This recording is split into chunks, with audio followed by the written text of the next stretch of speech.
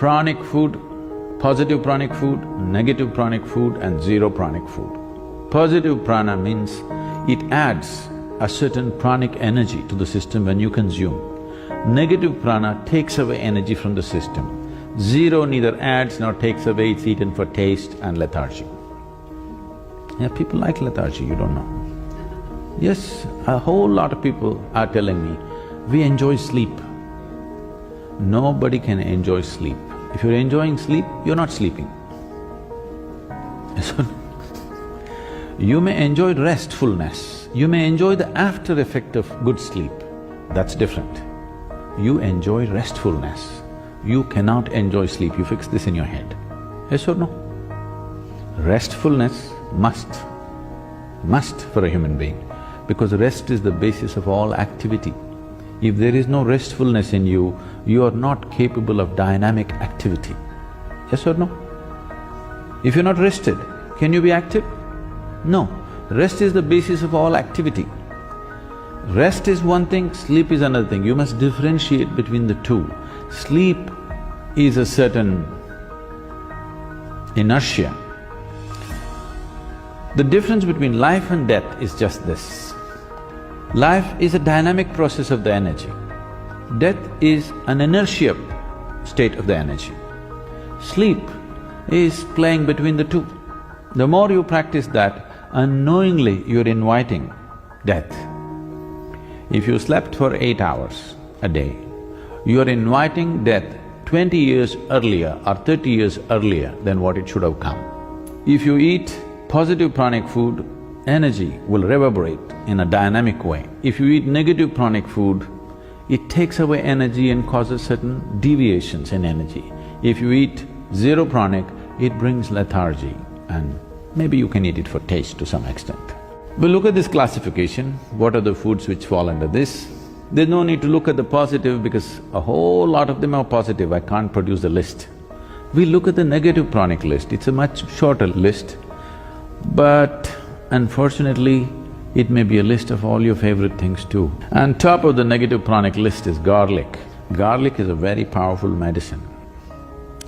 But it's one thing to consume something as a medicine and it's an entirely different thing to consume it as a daily food substance. It has many medicinal qualities. In Ayurveda and Siddha, we use garlic in a very powerful way for specific ailments.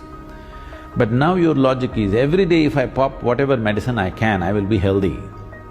In Ayurveda, we say like this, every root, every leaf found on this planet has some medicinal quality.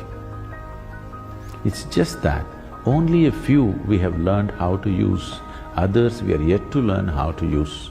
Otherwise, every one of them has some medicinal quality if we are willing to pay attention and learn how to use them. So now if you want to be healthy, what you do is, anyway it's fall time, there's a lot of leaf. Just go and eat as much leaf as possible and also take up a few roots and eat it, you will be very healthy. That's not how it works. Something specific for a specific problem is different. Just generally consuming medicinal substances is a different game, isn't it? Garlic is a very powerful medicine if properly used. Daily consumption, no, because it plays on your nervous system big time. It is a very strong nervous stimulant. If you use garlic, your nervous system gets stimulated in a big way. Anything that stimulates nervous system holds you up for some time and then dumps you. Daily usage of nervous stimulants in any form will slowly get you to a place that you become insensitive to life, that you cannot experience. Now, you're holding dog as the ideal because he's more sensitive than you. His nervous system is far more sensitive than you because he can feel things and know things that you cannot know. This is a higher design than the dog, isn't it so? Garlic, onion, asafoetida, green chilies. Oh, asafoetida maybe you're not used to it, it is something very commonly used in Indian cooking, it's a very strong stimulant. Coffee, tea. Tea means the caffeine tea is the tea.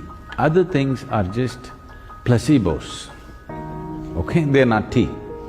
You can boil any flower, any leaf, any root and call it tea, that's not tea. Tea means the tea leaf. which is caffeine. All these are nervous stimulants. Once in a way if you drink, they have some benefits. But if it becomes a daily thing, slowly it dulls your nervous system. Your ability to experience life is gone.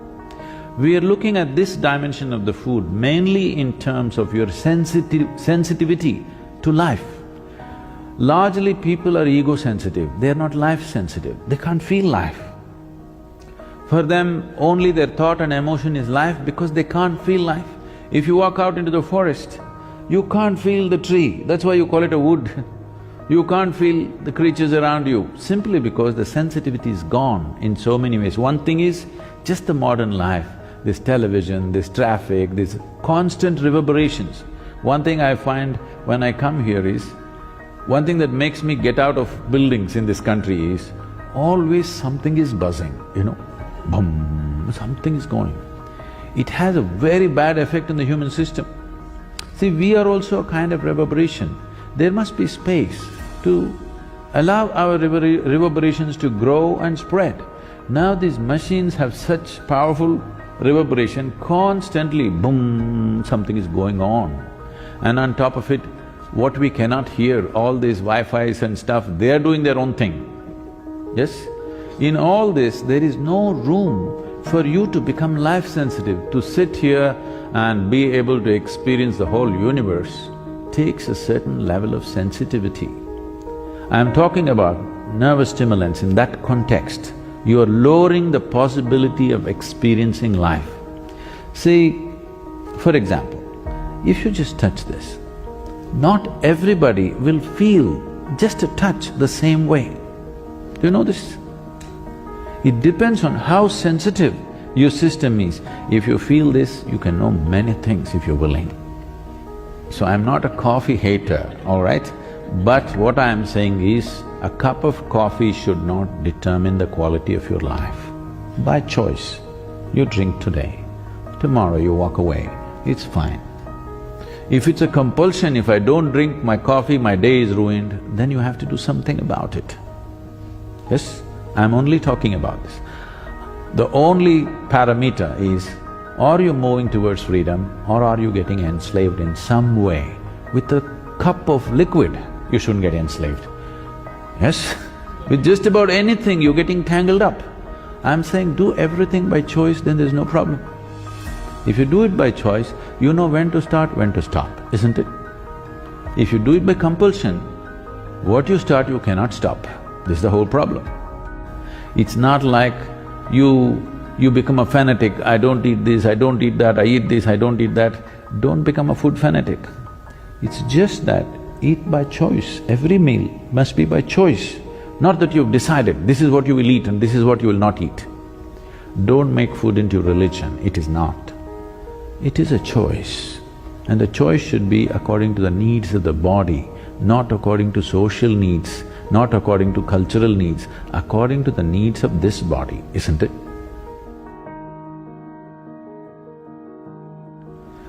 So, among the positive pranic foods, there are a few foods which are very, very positive. On top of the list is what is called as an ash gourd. I think here they call it a winter melon. It is not of the same potency as we find in India. The Indian ash gourd is like phenomenal. Ash gourd is very positive, black pepper is very positive. Honey is one substance on the planet whose chemical composition is very close to that of human blood. Daily consumption of honey can do wonderful things to you. And honey is an extremely good thing to eat, especially if you have children at home. Make honey culture part of your thing.